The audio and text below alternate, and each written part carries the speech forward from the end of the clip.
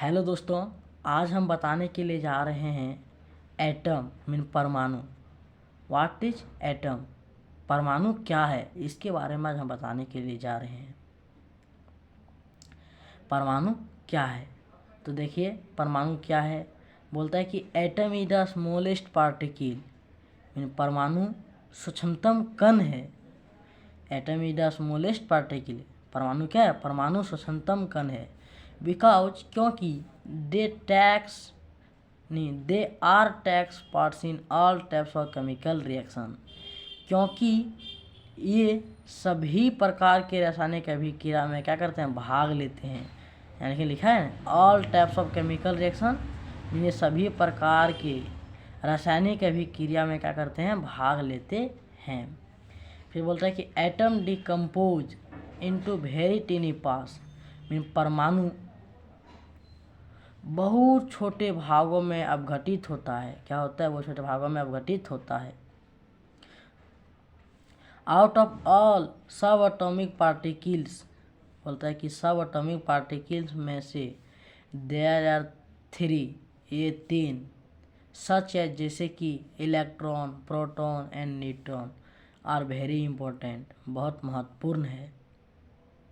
बोलता है कि सब एटॉमिक पार्टिकल्स में से, आउट ऑफ ऑल मीन होता है में से, तो इसलिए बोलता है कि सब एटॉमिक पार्टिकल में से देयर आर 3, ये 3 सच है जैसे कि electron, proton and neutron are very important, बहुत महत्वपूर्ण है। बिकॉज क्योंकि they takes parts in all types of chemical reaction, क्योंकि ये सभी प्रकार के रासायनिक अभिक्रिया में भाग लेते हैं, इसीलिए महत्वपूर्ण है। मीन परमाणु के भाग में जो हो, परमाणु के अंदर में जो भाग होता है प्रोटॉन का, इलेक्ट्रॉन का, न्यूट्रॉन का, वो बहुत महत्वपूर्ण होता है। इसलिए महत्वपूर्ण होता है कि क्योंकि वे सभी प्रकार के रासायनिक अभिक्रिया में भाग लेते हैं। जब हम लोग रासायनिक अभिक्रिया कराते हैं तो उसमें वो भाग लेते हैं, इलेक्ट्रॉन, प्रोटॉन, न्यूट्रॉन, ये तीनों भाग लेते हैं, इसलिए बहुत महत्वपूर्ण है। इसीलिए बोलता है कि out of all subatomic particles mean subatomic particles में से देयर आर 3 सच एज जैसे कि electron, proton and neutron are very important, बहुत महत्वपूर्ण है। बिकॉज क्योंकि they takes parts in all types of chemical reaction, क्योंकि ये सभी प्रकार के रासायनिक प्रक्रिया में भाग लेते हैं।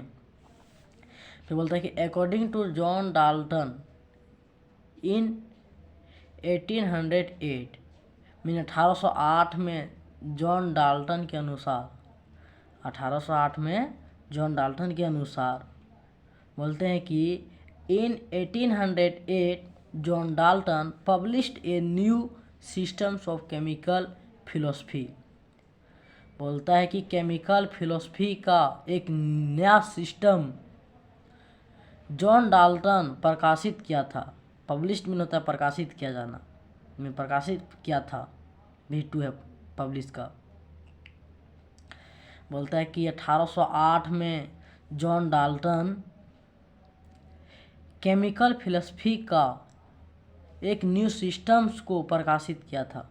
कौन किया था? जॉन डाल्टन ने, जे मीन जॉन डाल्टन, 1808 में। और उसने बताया था कि एटम मीन परमाणु जो मेरा होता है सो फंडामेंटल पार्टिकल होते हैं, मीन आधारभूत कण होते हैं। दूसरा ने बताया था कि स्मॉलेस्ट पार्टिकल होते हैं, मीन सूक्ष्मतम कण होते हैं। और तीसरा नंबर में उसने बताया था कि इंडिविजुअल पार्टिकल होते हैं, मीन अविभाज्य कण होते हैं। मीन परमाणु आधारभूत कण होते हैं। उसने इसलिए बताया था कि परमाणु आधारभूत कण होते हैं क्योंकि परमाणु के अंदर जो भाग होते हैं, पार्ट्स होते हैं, इलेक्ट्रॉन, प्रोटॉन एंड न्यूट्रॉन, वो बहुत महत्वपूर्ण होता है। इसलिए महत्वपूर्ण होता है क्योंकि वे सभी प्रकार के रासायनिक अभिक्रिया में भाग लेते हैं। इसलिए वो बोला कि परमाणु जो मेरा होता है सो फंडामेंटल पार्टिकल होते हैं, में आधारभूत कण होते हैं, जिसमें से उसका एक बात सही हुआ था।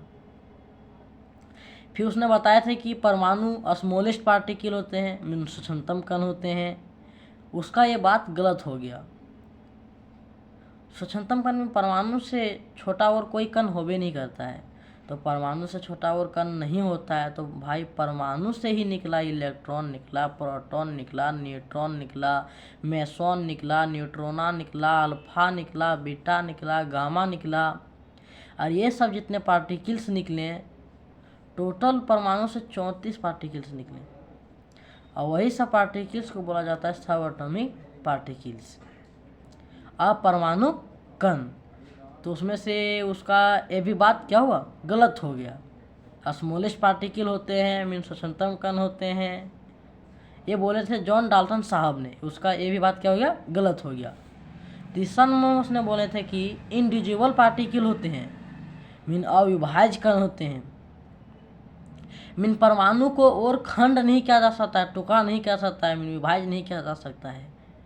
तो मान लीजिए विभाज्य नहीं किया जा सकता है, तो वो सबसे निकले किस हैं, इलेक्ट्रॉन निकले, प्रोटॉन निकले, न्यूट्रॉन निकले, मेसॉन निकले, न्यूट्रोना निकला, अल्फा बीटा गामा निकला। जब इसको न्यूक्लियर फ्यूजन कराया गया, बमबारिश कराया गया, तोड़ा गया, तब तो उसी के अंदर से निकला ये सब। तो इसलिए उसने बोले थे कि इंडिविजुअल पार्टिकल होते हैं, मीन अविभाज्य कण होते हैं, उसका ये बात भी गलत हो गया जॉन डाल्टन साहब का। जॉन डाल्टन साहब के बारे में कुछ जीवनी है। मीन जॉन डाल्टन का जो मीन जन्म हुआ था 1776 ईस्वी में हुआ था। उसका डेथ मीन मौत जो हुआ था 1884 में हुआ था, याद रखना। जैसे मान लीजिए मेरा एक परमाणु है, वैसे परमाणु इतना बड़ा होता नहीं है। परमाणु को हम लोग नंगे आँखों से नहीं देख सकते हैं, उसको देखने के लिए माइक्रोस्कोप का प्रयोग करते हैं, सूक्ष्मदर्शी का।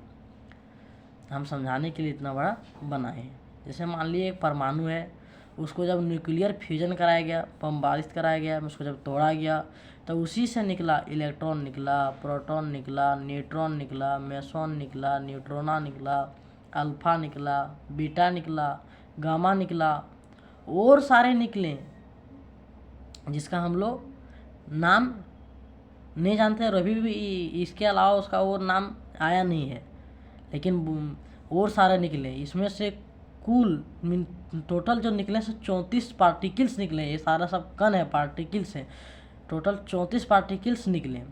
और ये सब पार्टिकल्स को ही बोला जाता है सब एटॉमिक पार्टिकल्स। मीन ये सब जो पार्टिकल्स है, इलेक्ट्रॉन है, प्रोटॉन है, न्यूट्रॉन है, मेसॉन है, न्यूट्रोना है, अल्फा है, बीटा है, गामा है, बोलते हैं कि दीज आर सब एटॉमिक पार्टिकल्स। ये सब सारा जो पार्टिकल्स है, ये सब एटॉमिक पार्टिकल्स है, मीन अपरमाणु कण है। फिर बोलता है कि टोटल नंबर ऑफ सब एटॉमिक पार्टिकल्स की कुल संख्या जो है कितना है, 34 है, 34।